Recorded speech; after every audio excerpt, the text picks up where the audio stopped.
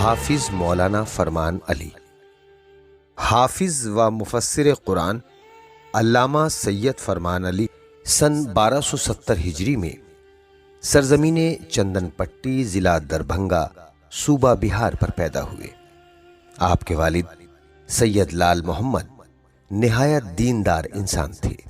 آپ نے ابتدائی تعلیم اپنے ہی وطن میں حاصل کی، پھر اعلیٰ تعلیم کے لیے مدرسہ نازمیہ لکھنؤ کا رخ کیا۔ موصوف مدرسے کے ابتدائی طلاب میں سے تھے۔ آپ نے سن 1313 ہجری میں ممتاز الافاضل اور مختلف اسناد دریافت کیں۔ آپ کے اساتذہ میں آیت اللہ نجم الحسن امروہوی کا نام سر فہرست ہے۔ مولانا بہت ذہین تھے۔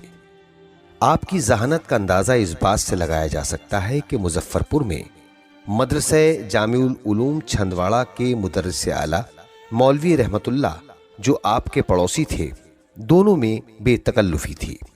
ایک بار مولانا رحمت اللہ نے مذاق میں کہا کہ شیعوں میں حافظ نہیں ہوتے۔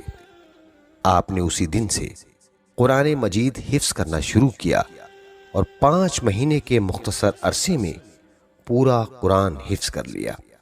اس کارنامے کو دیکھنے کے لیے دور دور سے قاری اور حافظ جمع ہوئے اور سب نے آپ کی خداداد یادداشت کا لوہا مان لیا۔ آپ کے حفظ کی خاصیت یہ تھی کہ جس طرح آپ سورہ الحمد سے سورہ ناس تک سنا سکتے تھے، اسی طرح سورہ ناس سے سورہ الحمد تک پڑھتے تھے۔ ان کے حفظ کا معیار اتنا بلند تھا کہ تمام حفاظ اور علماء آپ کی قدردانی کرتے تھے۔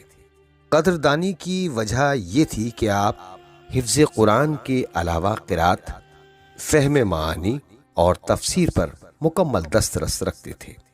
آپ ایک عرصے تک قرآن مجید کے ترجمے اور تفسیر میں مشغول رہے۔ آپ کی سعی و کوشش کے نتیجے میں قرآن مجید کا ایک سلیس ترجمہ لوگوں تک پہنچا۔ قرآن مجید کے حواشی میں آپ نے اہل بیت کی شان میں نازل ہونے والی آیات کی تشریح شروع سے آخر تک اہل سنت کی معتبر کتابوں سے کی ہے۔ آج بر صغیر کے مومنین کے گھروں میں آپ ہی کا ترجمہ ملتا ہے۔ آپ نے نواب الطاف حسین کی گزارش پر مدرسہ سلیمانیہ پٹنہ کی مدیریت قبول کی۔ مدرسے نے آپ کی سرپرستی میں ترقی کے منازل طے کیے۔ جب مدرسے کا 4تھا سالانہ جلسہ ہوا، جس میں کمشنر بھی مہمان خصوصی تھے، اس میں صاحب بہادر نے آپ کی بہت تعریف کی اور کہا کہ میں نے ایسی عمدہ تعلیم گاہ پہلی دفعہ دیکھی ہے جو بغیر سرکاری امداد کے چل رہی ہے۔ آپ کے شاگردوں کی فہرست طویل ہے، جن میں علامہ عدیل اختر زیدی، مولانا پروفیسر اعجاز حسین رضوی اور مولانا غلام مصطفیٰ گوپال پوری کے اسماء گرامی قابل ذکر ہیں۔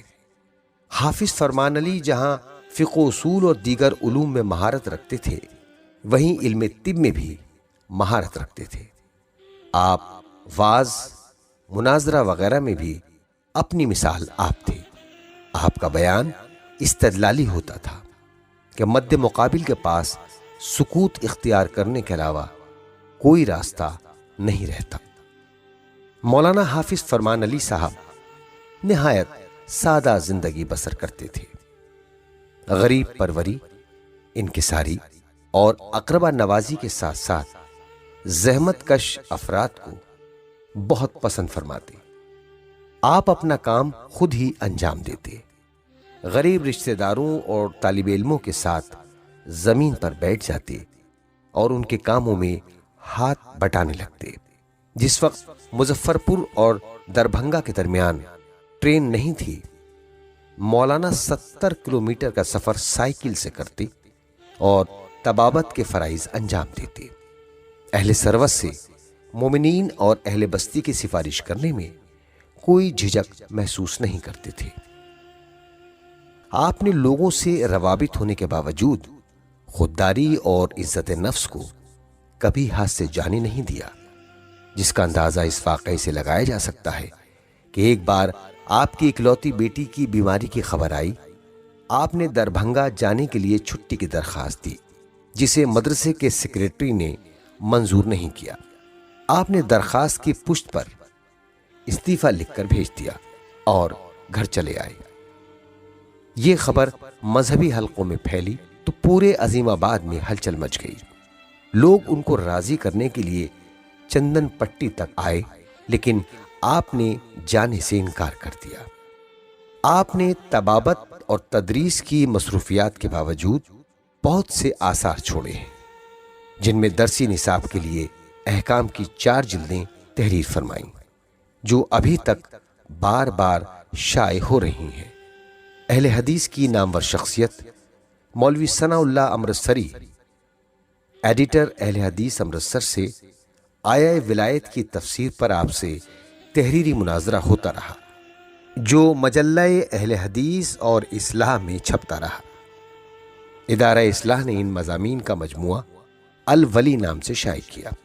اس کے علاوہ کتاب النحو اور کتاب الصرف، مطبوعہ کتابوں کے علاوہ فدق اور سوانح عمری جناب فاطمہ زہرا سلام اللہ علیہا وغیرہ جیسی بہت ساری تصانیف غیر مطبوعہ ہیں۔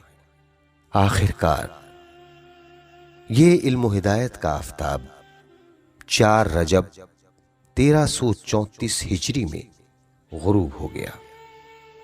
پورے ملک میں غم منایا گیا اور قبرستان کمپنی باغ کربلا مظفر پور میں سپرد خاک کر دیا گیا۔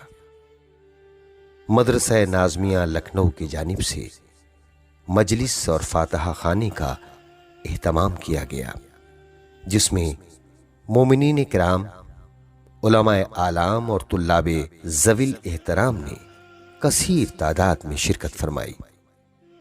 مجلس کو آپ کے ہمدرس مولانا سید سبط حسن نقوی نے خطاب کیا۔